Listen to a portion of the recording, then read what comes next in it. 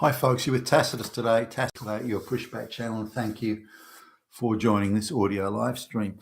In this essay, I'd like to come back to some number crunching sort of things that I've done on the 2020 presidential election in the United States. This is the one that Biden supposedly won with 81 million votes. Now, I'll just go off on a sidebar for a moment. So some time ago, I was involved in a vote for in a board of directors. Now, there's only 15 people, so I'm not drawing a direct comparison here. But the thing about it was that I wanted to make sure that it was completely above board, that it was utterly and completely transparent. There are a few people that were jockeying for a particular position in this organisation, and things were, you could sort of sense the temperature levels and the excitement were fairly intense. And it was more, not so much a financial gain necessarily, but more of a prestige type thing. And there were benefits, lots of extra international travel, your own personal private secretary, things like that. But there were 15 people voting. Now, some weren't actually at the meeting to vote, but according to the articles of corporate association, you can call in by phone or video link or something like that, and as long as the directors or the vote counter can hear everybody, then it's considered as legal, based on, again, those corporate articles of association. So anyway, I made the point of recording the votes, as in, doing an online recording or a voice recording of these votes that were coming in from outside the room, because I wanted it to be transparent, given how competitive the vote was, and again how there's quite a few people who were wringing their hands and getting in a lather about it. I thought it's better that we have something that's completely auditable and transparent. So when the final vote came out, the guy that expected he'd be a shoo-in didn't. So in fact, he came last. So he was quick to sort of suggest or imply that there'd been something inappropriate had occurred. Now, maybe that there was bribery in the background. I don't know. That part I didn't cover, but the actual voting needed to be transparent. So it was. And with those recordings, we were able to, go to that guy and say, okay, here it is. You can see it. And then he completely accepted it.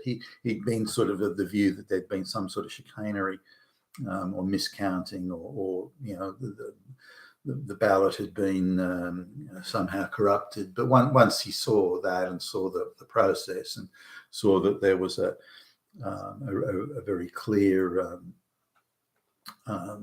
transparency there, level of transparency there, then he accepted it, and he wasn't a problem anymore. Now, if we hadn't had that, and we just said to him, why don't you go and fuck off? If you don't like it, too bad. And then it could have got nasty. Lawyers were involved, and it would have created disruption and unpleasantness. Now, if we were a government, maybe we could say, okay, well, that's all right. If the guy says, then we'll just put him in prison, or that sort of thing. But it's not that sort of situation. We wanted, where everybody, nobody wanted that sort of drama and disruption and conflicts, and lawyers and just people who are convinced that they've been ripped off in some way or defrauded or something like that. So it was very important that it was transparent. But the thing about it was everybody was committed to that level of transparency. Nobody wanted a situation where anybody believed the vote was anything other than completely honest and completely handled to policy and to procedure, and again was completely transparent and could be audited and seen to be above board and again transparent. So there's a big commitment to that. I've mentioned a number of times, I was sort of like a deputy scrutineer at an election booth some years ago, an election district, and again the commitment of all the parties to utmost transparency, and the attempt to get universal agreement on even a single disputed vote, even though there was one candidate was was miles ahead, and nothing that could have happened would have changed that. Nonetheless, there was still this absolute commitment to transparency, and that it should be seen to be all above board. Let's compare this now to the 2020 election, where pretty much any complaint or any question was either derided or poo-pooed, or you're a Nazi, or there was no attempt. No, in my view, any question was either derided or poo-pooed, or you're a Nazi, or there was no attempt. No, in my view, there was no attempt at complete transparency. There were faux attempts at transparency, like we'll just recount the dodgy votes or the flaky votes. We'll just recount those, but no attempt at the sort of transparency that was needed under those circumstances. So if there needed to be a recount of the votes to do signature matching, instead they just recount the votes and still not do the signature matching. So there was, in my view, no attempt at transparency. Also, we look at the media's behaviour in the 2020 election, when the Trump operatives were saying that there was chicanery of all sorts in the election and the vote counting process. The news anchors and the journalists just shutting it down. Oh, I'm not going to allow that. I'm just not going to allow it. I'm not going to allow it, says the big tough fucking journalist. But when years ago, in the 2016 election, where people were running around saying Trump was a Russian asset, and the Russians had done this and the Russians had done that, these same journalists were more than happy to sit there quietly and just allow that whole narrative to be thrown around. But when it came on the other side, when it was the Republicans were saying there was chicanery, oh no, I won't allow it. Oh no, I'm not having that. Shutting down. And so there was a complete coordinated attempt to shut it down. But let's have a look at some of the numbers now. If we track the averages relative to voting population, if we track the averages for the number of voters that turn out, again per the voting age, or the population of voting age, then it tracks pretty consistently. There's a very small range of variance, 1-2% max. So it's very tight in that, and if there is a variation, it tends to be to the lower end rather than the higher end. So if we look at the 2016 election, there's say 129, 130 million votes. It's that range, and that's tracking tightly in the range. So if we look at the voter turnout, and this is at the upper end for the 2020 election, we would expect a maximum of 135 million. And given there's a low take-up rate, because it's two old white men, there's a much lower take-up rate with the college kids, then you'd expect maybe not even that. But that's 135. But instead, we get 154, nearly 155 million votes. So this is 20 million votes above the average to track. Now that's a huge jump. That is a massive jump outside of the average. So straight away you'd say, well, wow, that's unique. I mean, that's a really unique event. That how do we explain that? And there's, it was COVID and it was postal ballots. It was all right. Then well, let's look at that. Now, the average of, depending on whose numbers you look at, but the average of the total votes cast in that 2020 presidential election, on the average there was 45%, or as high as 47 in some places, or so it's claimed. The overall average was 46% of the total votes cast in the presidential election were postal ballots. So that's a 600% increase over the average of the previous years. Now, we can say COVID's the thing there, but that's not the only factor. There was plenty of people who doing ballots had nothing to do with COVID, and given the various different COVID restrictions in different states, then the spread of postal ballots was just way too even across different states. So I don't buy that for a minute.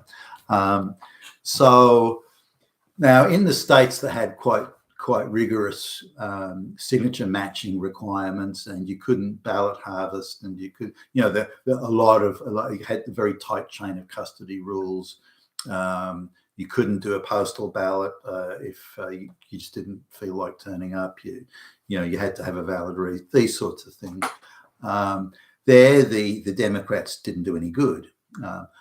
On the other side, where the laws were very lax, where there was mass vote harvesting allowed, where there was no signature matching, where the chain of custody was ignored or bypassed completely, where there was no requirements for all the parties to be present at the vote counting, these sort of things, then the Democrats did exceptionally well in those sort of areas. Now that again, you'd say, well, wow, that's a bit surprising. Why, when the rules are rigorous, do Democrats do badly, Biden does badly, but in where the rules are free for all, effectively, Biden does well. That should be straight away red flags and alarm bells should be going off in all directions. Now, there's a couple of other things where there was a high rate of postal votes, but a very low threshold for signature matching, those sort of things. Biden was winning 75 to 80% of the votes in those areas. Now that's an astonishing turnout, even in areas or electoral districts where Republicans typically win. Biden was still romping at home in the postal ballots, where there was this no real requirements to signature match. The chain of custody was ignored. You could ballot harvest your ass off, that sort of thing. Biden was winning by incredible numbers in a state where you just don't get that sort of spread of voter numbers or voter turnout one party or the other. And again, even in electoral booths and districts where Republicans typically did well, when the postal votes in those areas were counted, Biden was still handsomely winning those, supposedly. Now, so where there was no checking, no verification, there was no signature matching, where there was no spot checking on whether or not the voter still even was in the state or existed or was dead, where the threshold was very low, that's where Biden's vote was the highest by a country mile. So that's, again, that would sort of illustrate that. You'd say, well, hold on a minute, we need to look at that. But strangely, it wasn't. Now, coming back to the vote totals, if the vote numbers, the total votes cast tracked within the average, they'd have been, give or take, 135 million. But there was 155 million votes cast. So that's 20 million out of the range. Now, if we look at the votes Biden should have got, if we assume that postal votes would have tracked, relative to the other votes, give or take, then Biden would have got something like 61 million, 62 million, somewhere around there, that vote. So the unusually large number of votes, 20 million, was almost exactly the amount. Total number of votes cast, almost exactly the difference between what, on mathematical probability, Biden would have got, because he's a very weak candidate. The guy can barely string a sentence together. He hasn't gone out campaigning. He makes a few teleprompter speeches into car parks of 20 people, parking lots of 20 people, and he even fucks those up. He's got no policies. He's completely incoherent. He's got a bunch of goons and idiots on his team. So those 20 million votes that Biden got, which was about, that 61, 62 million was about the range that he should have got. So you look at the difference between Obama's 2008 vote count against John McCain. McCain was quite a weak candidate. Obama was the darling of the media. School kids and college kids turned out in shitload numbers to vote for him. So he won by 10 or 11 million votes, I think, off the top of my head. That's about the range that Trump would have won by in reality. So, Trump got 73. I think Biden would have got 61, 62 million. So that 20 million votes, more than the average total votes cast. So the total votes cast were 155 million, allegedly, in the 2020 election, which was 20 million votes above the tracking range for the average. So those 20 million votes, I would argue, were all curated and invented for Biden. Now it wasn't enough. So I think in the tight races like Georgia and a couple of others, that could have still got Trump across the line. I think they may have suppressed Trump's vote there, or they may have gone to some hysterical last-minute inventing, especially where you get, say, one address where 10,000 voters are registered and 95% of them vote for Biden. Things like that were very odd. So, but the issue here wasn't that happened. Or, no, it is an issue that those things happen.